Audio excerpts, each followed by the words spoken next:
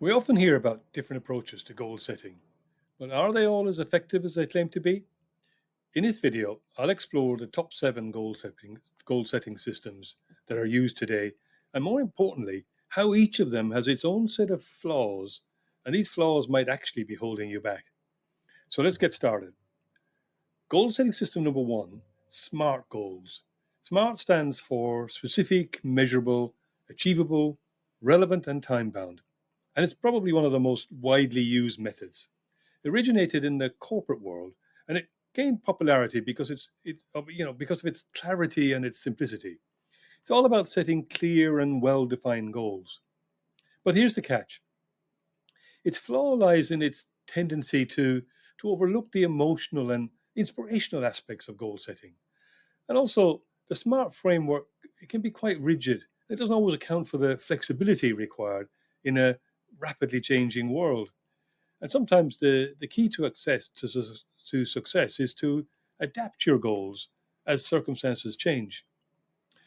So moving on to goal system setting system number 2, OKRs, also objectives and key results.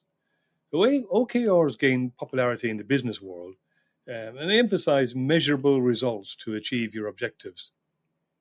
Were originally pioneered by Intel and embraced by many of the tech giants like Google, and it focuses on aligning individual and organizational goals. Um, and it really encourages transparency and alignment, but it can sometimes lead to a hyper focus on short term results, potentially at the sacrificing long term visions. And also the relentless focus on metrics. It can lead to a lack of innovation and creativity because sometimes the best solutions aren't easily quantifiable in metrics, and we mustn't lose sight of that.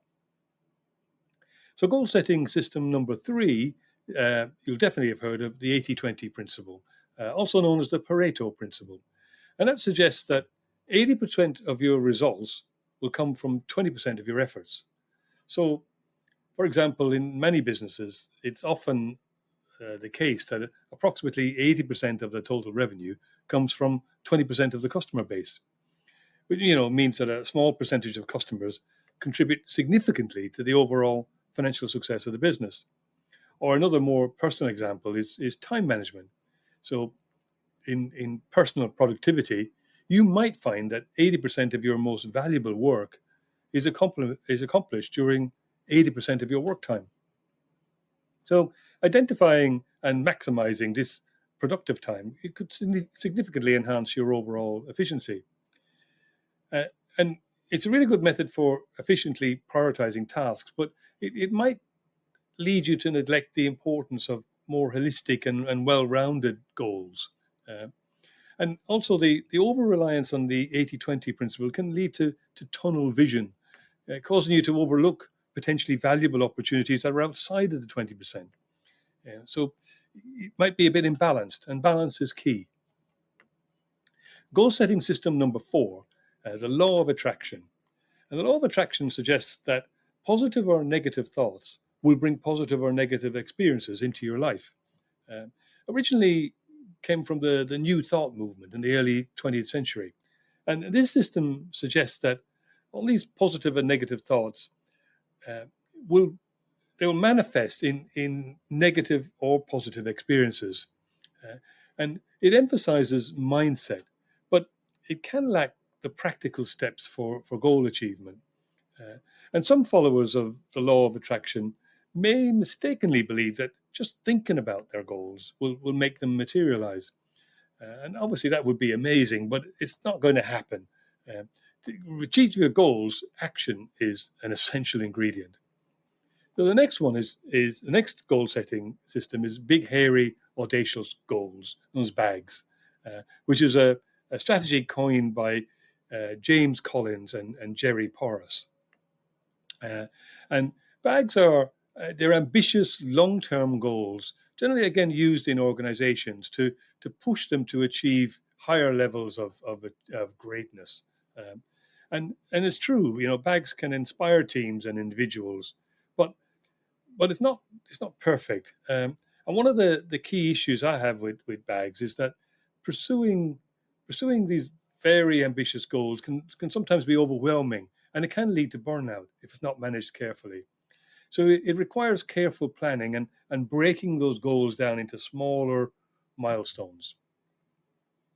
All right, moving on to goal setting system number 6, vision boards. They've become a very popular method over recent times and involves creating a visual representation of your goals using images and words. Popularized by the law of attraction. And the aim is to keep your goals at the forefront of your mind. But the issue I have with vision boards is that whilst it can be very creative and inspiring, it, merely looking at your vision board won't magically manifest your goals, your dreams. Yeah, you need active effort and strategies still required, to turn those visions into reality. All right, so the final one I want to talk about, goal setting system number 7, is the 10x rule, um, which was coined by Cardone, and it encourages setting goals that are 10 times higher than you initially think. Um, so setting goals bigger than your initial target, and it can motivate you to take massive action. So it's powerful, but also and it promotes ambition for sure, but it might lead to burnout, and it has to be coupled with some realistic planning and implementation steps. Obviously, aiming high is very commendable. So setting goals that are too ambitious, it can lead to frustration, and as I say, burnout. So again, with this one, you have to balance your ambition with practicality. So there you have it, 7 of the top goal setting systems used today, and my view on their pros and cons. Now, obviously, there are many others I could have covered. There's the Eisenhower method, the Stephen Covey 4 disciplines of execution method. And even Warren Buffett has a rule for goal setting. I think he calls it his 25-5 method. And I've used most, if not all, of these methods. And my view is that none of them are perfect. Uh, I think that the key to success with goal setting often lies in combining elements from the different approaches and creating a personalized strategy that works for you. I'd love to hear your own feedback. What methods have you tried, and what's your view on the pros and cons? Please leave a comment below the video. So in the next video, I'll dive into a method that addresses the pitfalls as I see it, and based on my experience. And I've created a 7-step method. Of course, it's 7 steps for setting goals that consistently delivers results. It's called the results roadmap, and it combines the strengths of the systems I've talked about whilst looking to mitigate their weaknesses. So please like this video and subscribe to the channel to be updated on that video. And I'll also create other videos around goal setting because it's such an important skill. And I'll add links to some free resources below this video, which I think will help. So please check the description and the comments for those free resources. Thanks for watching. Thanks for commenting if you get to comment. Good luck with setting and achieving your goals, and I'll connect with you in the next video.